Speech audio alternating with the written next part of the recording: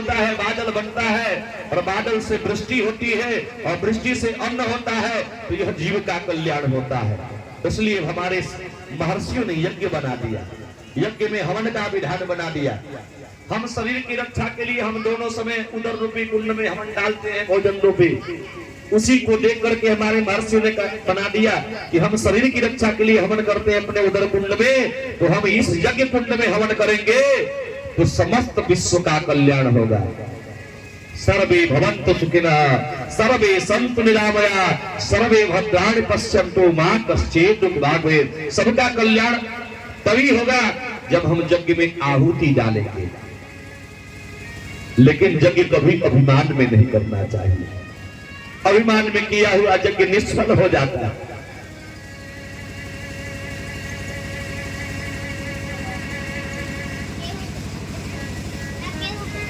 दक्ष प्रजापति के मस्तक को काट दिए और यज्ञ जब विध्वंस हो गया तो उसका प्रभाव देवताओं के ऊपर पड़ा कि देवता लोग जो की शक्ति का ह्रास होने लगा। सारे देवता लोग जाकर के भगवान शंकर के पास जाकर के प्रार्थना कर रहे हैं, कर दो ना हम सब का दुख दूर है बाघंबर वाले, कर दो ना हम सब का दुख दूर है बाघंबर वाले। आहे बाघंबर वाले, आहे बाघंबर वाले, आहे बाघंबर वाले, आहे बाघंबर वाले। कर दो ना हम सब का दुख दूर है बाघंबर वाले, कर दो ना हम सब का दुख दूर है बाघंबर वाले।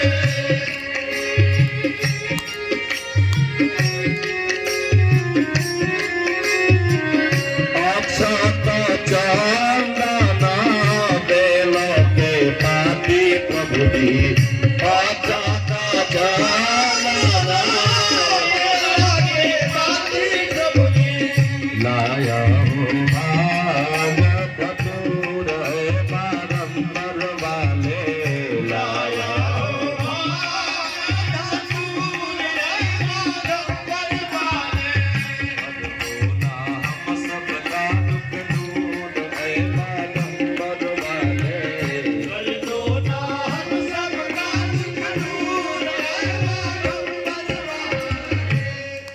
आज देवताओं ने भगवान शंकर को प्रार्थना किया। भगवान शिव ने कहा, नारायण को जब देखा,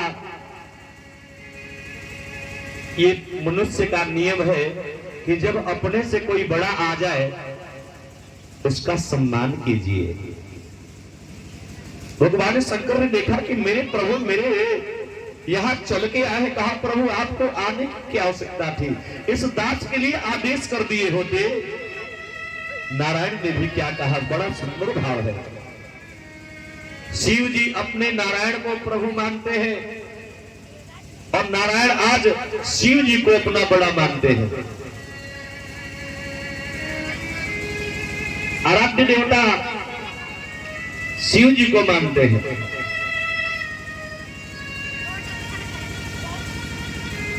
एक बार भगवान शंकर के पास एक भक्त गया, कहा कि आप तो राम भक्त है, तो आपने जो है ये त्रिपुंड धारण किया, इसका अर्थ क्या हुआ? राम जी का तो वैष्णव तिलक होता है, तो आप ये क्यों, आप वैष्णव होकर के आप ये तिलक क्यों लगाते हैं? भगवान शंकर मुस्कुराने लगे, कहा, मैं ये इसलिए लगाता हूं कि मेरे प्रभु राम के हाथ में धनुष है और धनुष की आकृति कैसी होती है और उसमें तीर लगता है। तो मैं ये धनुष की आकृति इसलिए लगाता हूं क्योंकि भगवान मेरे आराध्य देवता है, उनका आयुध है और आयुध को मैं इसलिए धारण करता हूं कि मैं कहीं भी जाऊंगा और मेरे पर कोई आक्रमण करेगा तो मुझे युद्ध नहीं करना पड़ेगा, मेरे प्रभु की आयुध जो है आगे बढ़ करके युद्ध करेगा। उस भक्त को संतोष नहीं हुआ, फिर जो है चले गए राम जी के पास। राम जी से पूछे कि आपको तो शैव लोग कहते हैं, आप शिव जी के उपासक हैं, फिर जो है आप ये तिलक क्यों लगाते हैं? भगवान राम ने कहा कि मेरे आराध्य देवता का जो है आयुध जो है त्रिशूल है। ये लगता है वैष्णव तिलक लगता है त्रिशूल के समान होता है। तो मेरे प्रभु का यदि आयुध मेरे मस्तक पर रहेगा ना, मेरे प्रभु को आयुध को मैं इसलिए धारण करता हूं कि मैं जब आगे रास्ते में जा रहा हूं तो मेरे ऊपर कोई विपत्ति नहीं आएगी, क्योंकि जब मेरे आराध्य देवता मेरे साथ है, मेरे आराध्य देवता का आयुध मेरे साथ है, तो फिर मेरे ऊपर कोई आपत्ति कहां से आ सकती है। भगवान शंकर परम वैष्णव है। विष्णुस्त हृदय शिव, शिवस्त हृदय विष्णु। भगवान शंकर ने नारायण से प्रार्थना किया। भगवान नारायण ने क्या कहा? बड़ा सुंदर भाव है। नारायण ने कहा कि हम लोग आपसे ये आशा लेके आए हैं प्रभु कि यज्ञ विध्वंस हो चुका है, और यज्ञ विध्वंस हो जाता है तो देवताओं के शक्ति का ह्रास होने लगता है। इसलिए देव कल्याण के लिए आप चलकर के यज्ञ को पूर्ण कीजिए, बिना आपके गए हुए यज्ञ पूर्ण नहीं होगा। भगवान शंकर चले गए। उसके बाद जब यज्ञ प्रारंभ होगा, भगवान शंकर ने कहा तो आपके यज्ञ में तो यजमान की आवश्यकता है ना, बिना यजमान का तो कोई यज्ञ नहीं होगा।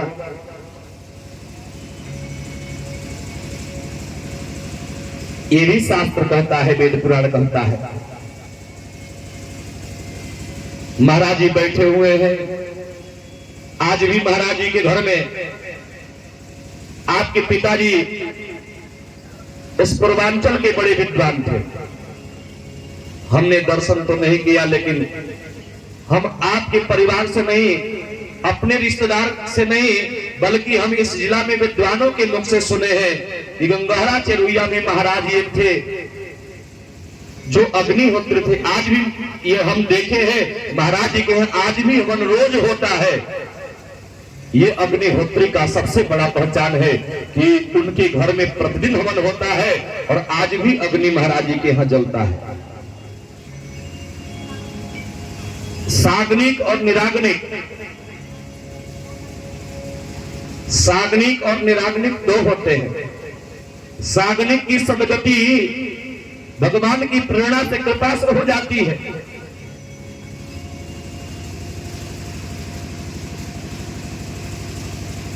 तो यज्ञ का विधान बहुत है। आज बड़े ही विधान से हमारे जजमान के यहाँ सब चंडी महायज्ञ और भागवत महायज्ञ, लेकिन कलयुग है ना, हम लोग तो उतने ज्ञानी नहीं, हम लोग से तो कुछ न कुछ कमी रह जाती है। इसलिए हमारे विद्वानों ने, महर्षियों ने बनाया कि हमारे पूर्वजों के द्वारा आने वाले जो पीढ़ी है, यदि कुछ गलती कर देगी तो उसके द्वारा प्रार्थना, क्षमा प्रार्थना लिख दी है। मंत्रहीनम क्रियाहीनम भक्तिहीनम सुरेश्वर जत पूजितम मया देव परिपूर्णम तदस्तु में। शंकर जी ने कहा कि जजमान नहीं है तो हम क्या करें बताइए। देवताओं ने कहा कि कोई न कोई आप उपाय कीजिए। भगवान शंकर ने आज कहा कि ये अभिमानी थे यज्ञ के जजमान, इसलिए आप एक काम किए, जो मैं कहता हूं, जिसके अंदर हमेशा मैं शब्द का उद्बोधन होता हो, उसी को जाओ। जो मैं कहते रास्ते मिले, उसी के मस्तक को काट के लेके आओ। दूध चल पड़े। एक बकरा था, मैं करता था। तो दूध क्या समझे कि ये क्या बोल रहा है, कहा कि चलो कोई बात नहीं, उसी के मस्तक को काट के लेके आए। भगवान शंकर ने आज दक्ष प्रजापति के धड़ में उस बकरे के मस्तक को जोड़ दिया, और बकरा का मस्तक की आवाज जब आने लगी, इसलिए कहा गया है कि एक शंकर भगवान की पूजा में जो गाल को बजाता है, भगवान शंकर जो है प्रसन्न हो जाते हैं। चावल को चढ़ाए सो 14 भुवन देत, गाल को बजाए सो निहाल कोई देत है। ऐसे मेरे भगवान शंकर है। यज्ञ प्रारंभ हुआ, यज्ञ की जजमान तैयार हुई, यज्ञ प्रारंभ हुआ, यज्ञ की पूर्णाहुति हो गई और जो भी बचा शेष था भृगु मुनि सारे देवताओं ने भगवान शंकर को दिया। भगवान शंकर ने कहा कि हम ये सामग्री लेके क्या करेंगे। एक ते रुद्र भागा, जब आप रुद्र का पाठ होता है उसमें आया है एक ते रुद्र भागा। ये जो यज्ञ का अवशिष्ट भाग जो बचा हुआ भाग होता है वो भगवान शिव का भाग होता है और शिव का भाग सबके अंदर पचाने की क्षमता नहीं है। भगवान शंकर ने कहा ये हम लेके क्या करेंगे। सारे देवताओं ने कहा प्रभु तो हम लोग ये क्या करेंगे, ये तो आपका ही भाग है, एक ते रुद्र भागा। भगवान शंकर ने कहा भृगु मुनि से ये आप इसको ले लीजिए, आज से जो मेरा भाग होगा वो आचार्य को मैं सुपुर्द कर रहा हूँ। ये जब यज्ञ का अवशिष्ट भाग जो है का अधिकारी आचार्य होंगे।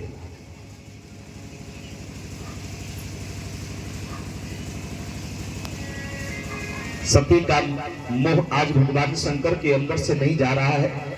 सती के पार्थिव शरीर को लेकर के आज वहां से चले, वहीं पर जो है माता का भग गिर गया, जहां कामाख्या धाम के नाम से हम जानते हैं माता की पूजा होती है। उसके बाद हमारे इस भारत देश में भगवान लेकर के सती के शरीर को भ्रमण किया। 51 शक्तिपीठ, कहीं माता का अंगुली गिरा, कहीं हाथ गिरा, 52 शक्तिपीठ के नाम से जाना जाता है। 52वां शक्तिपीठ जो है दंतेवाड़ा में माता का दांत गिरा, वहां जो है दंतेश्वरी माता के नाम से आज भी हम लोग जानते हैं। इसलिए मेरे बंधु इस तरह से भागवत में तो इतनी सारी कथा है कि मैं पहले दिन का कहा ना कि जब 88,000 ऋषि जिसमें सूत जी, सौनक जी आदि ऐसे ऐसे बड़े बड़े विद्वान बैठे थे, जब राजा परीक्षित ने अपनी बात रखा कि हमें कथा सुनाइए, जब ऐसे ऐसे महात्मा 7 दिन के अंदर भागवत कथा नहीं सुना पाए तो हम जैसे अज्ञानी कहां से भला सुना पाए। इसलिए इसका 18,000 श्लोक का पारायण जो है दिन में हो रहा है इस 7 दिन तक, क्योंकि उस जमाने में वक्ता और श्रोता दोनों संस्कृत जानते थे। राजा परीक्षित को जब भगवान कथा सुनाने लगे सुखदेव जी, तो सारी इसकी जितनी बात कही है अपने मुख से ये सब संस्कृत में वो बोले, सब राजा परीक्षित जानते थे। इसलिए कहा गया है कि श्रोता वक्ता ज्ञान निधि। सती के चरित्र को कथा सुना करके राजा परीक्षित को आज भगवान सुखदेव ने कहा कि जब भगवान शंकर की अर्धांगिनी हो